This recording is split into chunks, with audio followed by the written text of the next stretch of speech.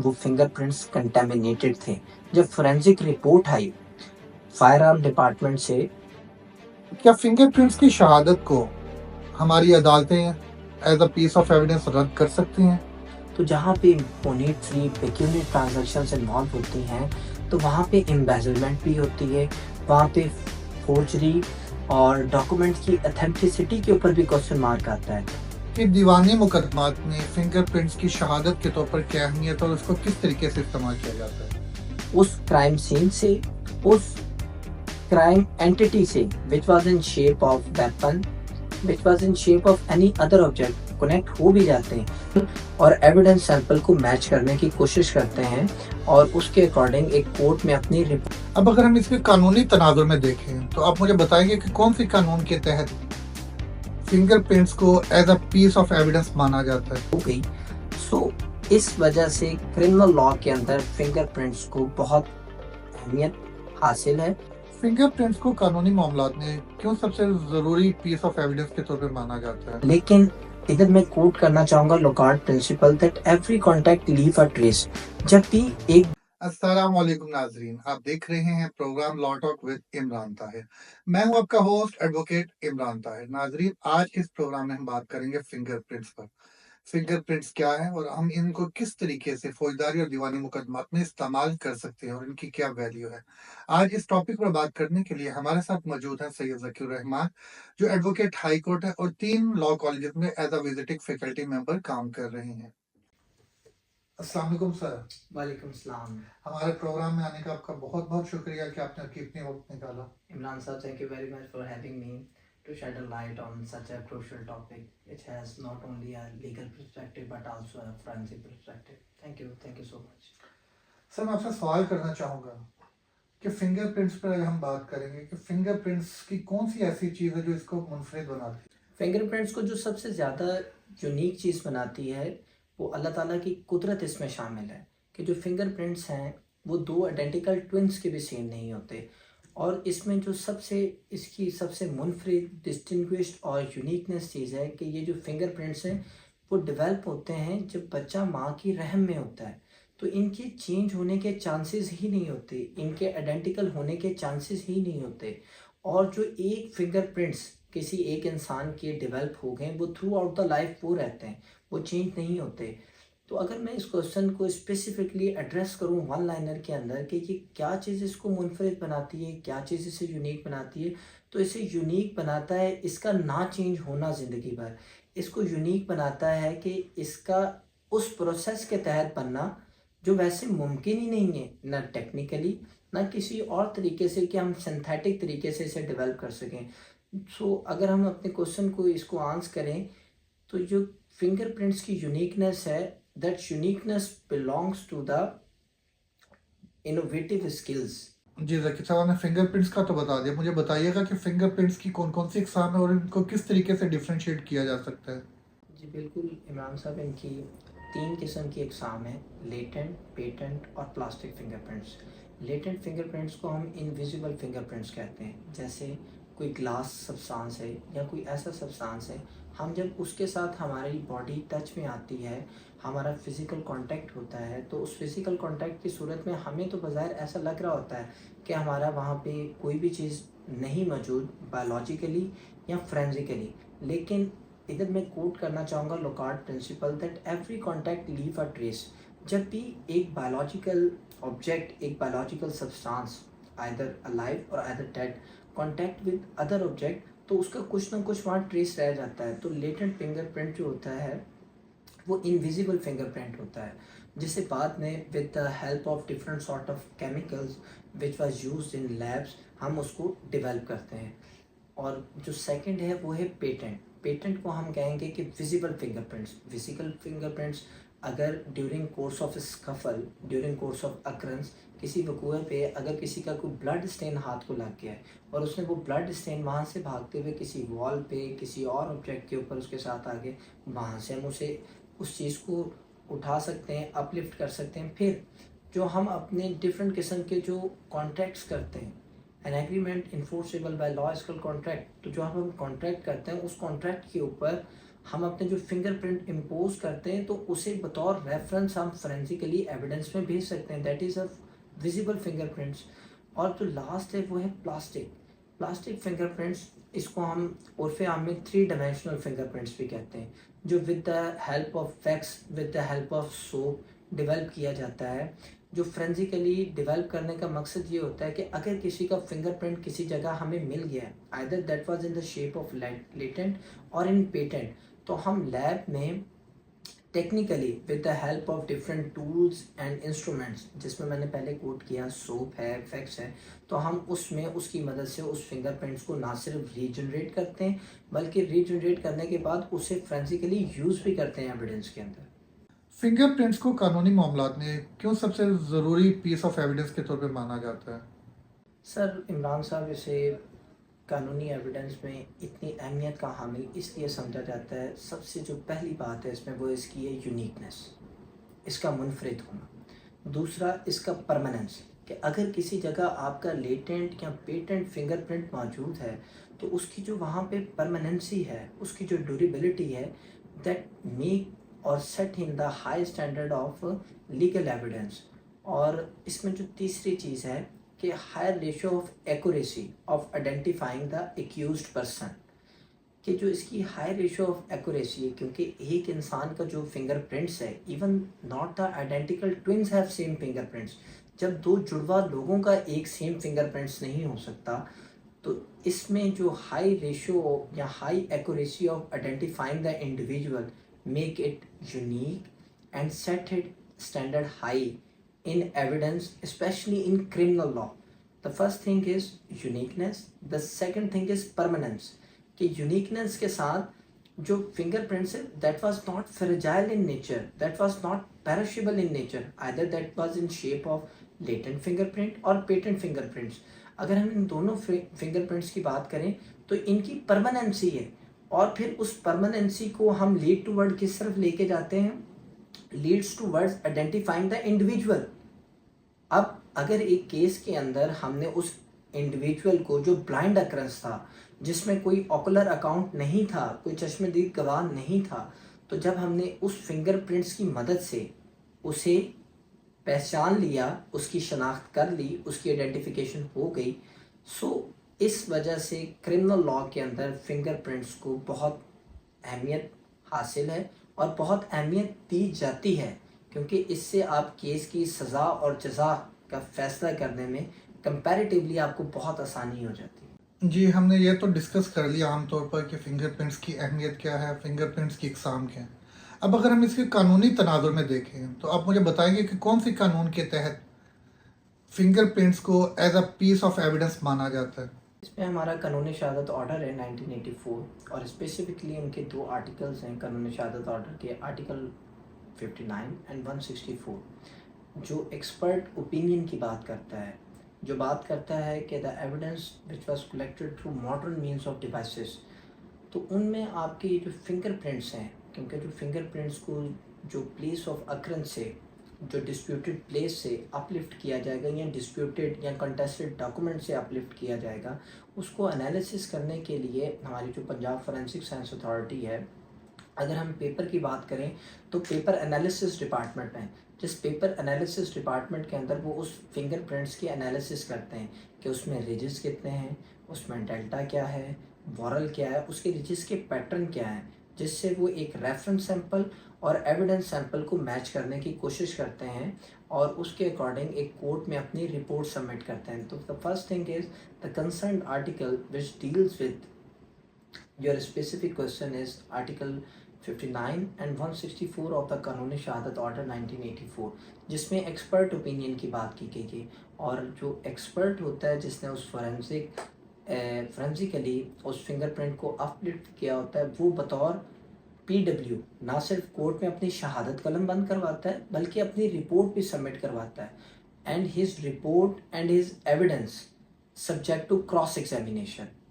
जी, आप मुझे बताइएगा कि फौजदारी मुकदमात में किस तरह फिंगरप्रिंट्स किसी भी शख्स की शनाख्त मालूम करने में अहम किरदार अदा करते हैं? वो इसलिए अहम किरदार अदा करते हैं, या ऐसे अहम किरदार अदा करते हैं कि जो फिंगरप्रिंट्स होते हैं वो डायरेक्टली कनेक्ट अ क्राइम और criminal person to a crime scene और स्पेसिफिक ऑब्जेक्ट जो क्राइम सीन पर मौजूद होते हैं, जैसे वेपन है। अब उस वेपन पे अगर उस इंसान का फिंगरप्रिंट है, तो फिंगरप्रिंट कोई ऐसी ऑर्डिनरी चीज़ तो नहीं ना जो हवा से उड़कर वहाँ आ गई और उसको उसकी कोई जस्टिफिकेशन नहीं है उनके पास कि वो कैसी आ गई। So fingerprints, crime scene, criminal, suspect और क्राइम ऑब्जेक्ट, इन तमाम का आपस में रिलेशन है। तो जब एक फौजदारी मुकदमा दर्ज होता है तो वो इन तमाम चीज़ों के गिर्द घूम रहा होता है, और अगर वो उसके साथ कनेक्ट हो जाएं तो that be considered as a very fruitful piece of evidence. लेकिन यहाँ पे मैं एक बात क्लियर करता चलूँ कि जो बेशक उसके फिंगरप्रिंट्स उस क्राइम सीन से, उस क्राइम एंटिटी से which was in shape of weapon, which was in shape of any other object connect हो भी जाते हैं, लेकिन उसे principle piece of evidence treat नहीं किया जाता। उसको as a corroborative piece of evidence treat किया जाता है और उसके साथ दीगर प्रूफ्स को जोड़ा जाता है जो उस इंसान की, जो उस सस्पेक्ट की, जो उस ऑफेंडर की उस जगह पर मौजूद होना और उस अक्रंस को करना में साबित करने में मददगार साबित होता है कि आइदर ये इंसान ने ये जुर्म किया भी है या नहीं भी किया। जी, आपने बता दिया कि फौजदारी मुकदमात में फिंगरप्रिंट्स की क्या अहमियत है। अब मैं आपसे पूछना चाहूँगा कि दीवानी मुकदमात में फिंगरप्रिंट्स की शहादत के तौर पर क्या अहमियत है और उसको किस तरीके से इस्तेमाल किया जाता है?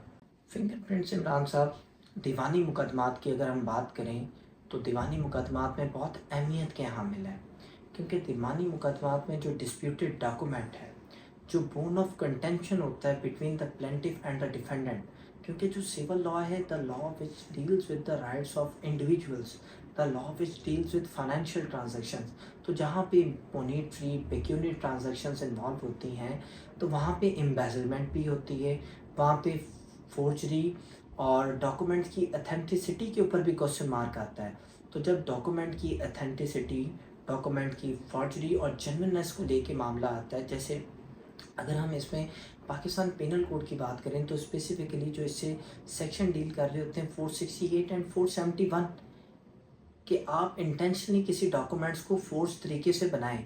471 बात करता है कि ना सिर्फ आप फोर्स तरीके से बनाएं उसे, बल्कि उसे यूज़ करें एज ए जेन्युइन वन, लोगों को धोखा देने के लिए और अपने अनजस्टिफाइड और इलीगल ग्रेटिफिकेशंस को सेटिस्फाइड करने के लिए।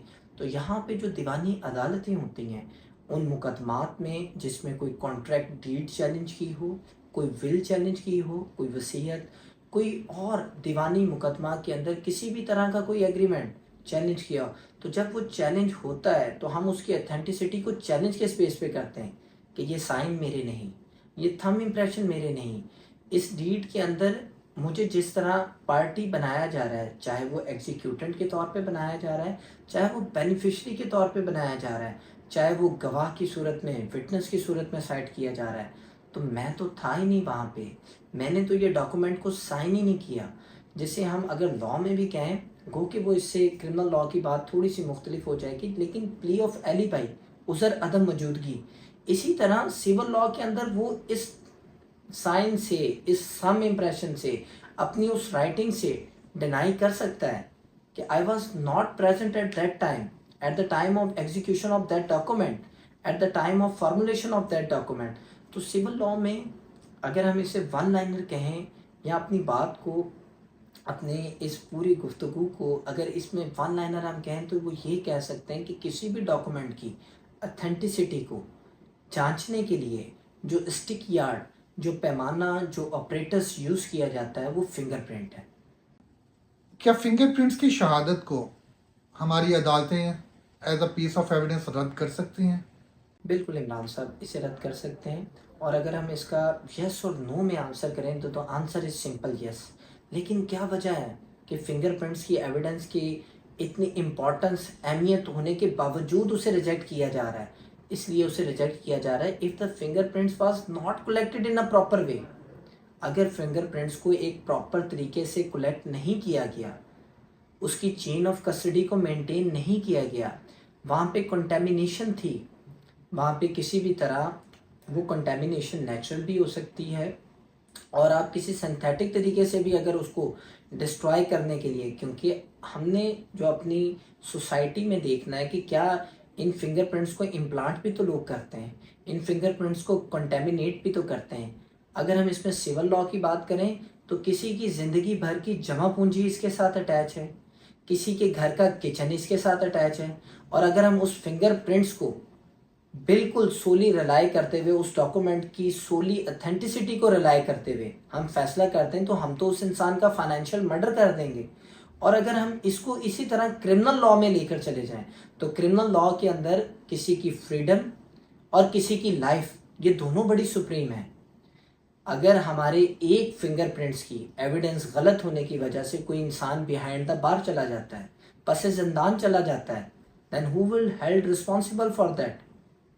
आइदर दैट फोरेंसिक एक्सपर्ट जिसने उसे कलेक्ट किया, या वो crime scene investigator, the person who firstly visit that place of occurrence. So अदालतों ने इसके बारे में जो ऑपरेटर्स, जो स्टिक यार्ड रखा हुआ है, बड़ा स्ट्रिक्ट है। जहां इसकी एविडेंस को बड़ी अहमियत हासिल है, वहीं इसकी एविडेंस की जो एविडेंशियरी वैल्यू है उसका भी पैमाना बड़ा सख्त है। और अगर वो सेट स्टैंडर्ड्स पे वो fingerprints up to the mark नहीं उतरता, तो उसे सोली रिजेक्ट कर दिया जाता है। उसकी रिजेक्शन की मैं वजह बता सका हूँ, क्योंकि उस फिंगरप्रिंट से आपके केस की सज़ा और जजा का फैसला होना है। जी ज़की साहब, जो आपने बात की, इससे मुझे एक चीज़ का आइडिया हुआ कि फिंगरप्रिंट्स को भी फैब्रिकेट किया जा सकता है, उसको भी टेम्पर्ड किया जा सकता है। आप इसके बारे में क्या कहेंगे? जी, फिंगरप्रिंट्स को फैब्रिकेट और टेम्पर्ड तो बिल्कुल किया जा सकता है, मैनिपुलेट भी किया जा सकता है, लेकिन ये इतना आसान नहीं है। आज के दौर में भी जहाँ टेक्नोलॉजी बहुत एडवांस है, फिर भी ये एक डिफ़िकल्ट टास्क है, क्योंकि जब हम किसी चीज़ को मैनिपुलेट करने लगते हैं, फैब्रिकेट करने लगते हैं, तो वो चीज़ की जो जेन्युइननेस होती है वो भी खो दी जाती है। और हमारे पास ऐसे केमिकल्स, ऐसे टूल्स मौजूद हैं जिनको जब लैब में एक्सरसाइज किया जाता है तो पता चल जाता है कि ये डॉक्यूमेंट के साथ कोई छेड़छाड़ की गई है, इस फिंगरप्रिंट के साथ कोई छेड़छाड़ की गई है। और इसके लिए बड़ा जो एक एक्सपर्ट ओपिनियन वो अपना एक लिखते हैं कि there is a possibility of fabrication and contradiction can not be ruled out. तो अगर मैं इसका आंसर करूं कि हाँ, इसे बिल्कुल चेंज किया जा सकता है, इसे मैनिपुलेट किया जा सकता है बाय यूजिंग डिसाइसिव मीन्स, लेकिन ये फिर भी एक डिफ़िकल्ट टास्क है। और जब इस चीज़ को चेंज या मैनिपुलेट की ज़रा सी भी कोर्ट स्मेल कर ले कि इसमें कोई किसी किस्म का चेन या एलिमेंट ऑफ फैब्रिकेशन है, तो इस एविडेंस को टोटली रिजेक्ट कर दिया जाता है, because the prosecution has to prove his case beyond the shadow of doubt. उसमें शक का साया भी ना हो। क्यों? अगर उसमें शक का साया हो तो क्या अदालत मफरूज़ों, अदालत प्रोबेबिलिटी या सर्मिसेस की बेस के ऊपर सजाएं देगी? और इसी के बरक्स हम जब सिविल केसेस में देखते हैं, तो सिविल केसेस में जो स्टिक यार्ड है एविडेंस का, वो बैलेंस ऑफ प्रोबेबिलिटी पे शिफ्ट हो जाता है। तो अगर इसे मैनिपुलेट किया गया हो या किया जाने की कोशिश की हो, इन दोनों सूरतों में इस एविडेंस को टोटली डिनाई कर दिया जाता है। जी ज़की साहब, कोई आप ऐसा मुकदमा या ऐसा केस बता सकते हैं जिसमें फिंगरप्रिंट्स की वजह से केस का जो फैसला था वो मुकम्मल तौर पर चेंज हो गया? जी बिल्कुल इमरान साहब, इसमें असगर अली वर्सेस स्टेट 2019 बड़ी अहमियत का हामिल फैसला है।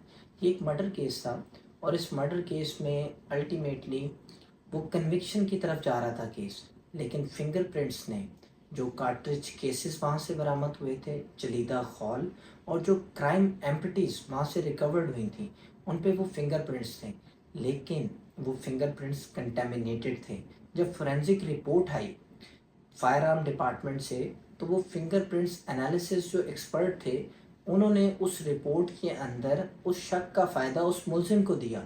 तो जो एक मुलजिम कन्विक्शन की तरफ जा रहा था, जो एक मुलजिम डेथ सेंटेंस की तरफ जा रहा था, वो डेथ सेंटेंस से, कन्विक्शन से फ्री होके इक्विटल की तरफ जाने लग गया। और कोर्ट ने इस मुकदमे के अंदर हेल्ड किया और सरजनिश की कंसर्न आईओ की और कंसर्न एक्सपर्ट्स की, द पर्सन जो उन्होंने उस प्लेस ऑफ अक्रंस को विज़िट किया था, और विज़िट करने के बाद उस जो एविडेंस थी उसकी चेन ऑफ कस्टडी को प्रॉपरली मेंटेन नहीं कर पाए थे, कि उस प्रोसिक्यूशन की गलती, उस पुलिस की नेग्लिजेंसी की वजह से, हम ये नहीं कहते कि उसने क्राइम नहीं किया होगा, बिकॉज हम तो वहाँ पे मौजूद नहीं थे, लेकिन जो कोर्ट के सामने एविडेंस की सूरत में जो पिक्चर पेश की गई उसमें ये पता चलता था कि यहाँ पे नेग्लिजेंस एटीट्यूड को अडॉप्ट किया गया है। अगर प्रिकॉशनरी मेजर्स को अडॉप्ट किया जाता तो उन एविडेंस को बेहतर तरीके से प्रोक्योर किया जा सकता था। क्रिमिनल केसेस में कॉमन इंटेंशन की बहुत बात की जाती है। अगर हम कॉमन इंटेंशन को स्पेसिफिकली कोट करें सेक्शन 34 को कि when the act done in the furtherance of the common intention of all then all persons should be held liable in the same manner as they were done by him alone, although he was not present at the time of the occurrence. So my point is कि जो जिस specifically case का मैंने असगर अली बनाम सरकार 2019 का आपको reference दिया है, इस केस में सिर्फ एविडेंस की नाकिस तरीके से कलेक्शन और ना सिर्फ कलेक्शन के बाद उसकी चेन ऑफ कस्टडी का मुतासिर होना, जो उसका केस था वो इक्विटल की तरफ चला गया। जी ज़की साहब, बहुत बहुत शुक्रिया, आपने कीमती वक्त निकाला और हमारे प्रोग्राम में आकर आपने बहुत अच्छे तरीके से फिंगरप्रिंट्स को आपने डिस्कस किया, उसकी एग्जाम को डिस्कस किया। बहुत शुक्रिया आपका। सर आपका बहुत शुक्रिया, आपने अपने कीमती वक्त में से हमें मदू किया और हमें अपने साथ इस गुफ्तगू करने का मौका दिया। Thank you very much. जी तो नाज़रीन, ये था हमारा आज का प्रोग्राम। उम्मीद करते हैं कि आपको आज का प्रोग्राम पसंद आया होगा। जिंदगी रही तो फिर मुलाकात होगी किसी नए प्रोग्राम, किसी नए उन्वान के साथ। तब तक के लिए इजाज़त दीजिए अपने होस्ट एडवोकेट इमरान ताहिर को। अल्लाह हाफिज़।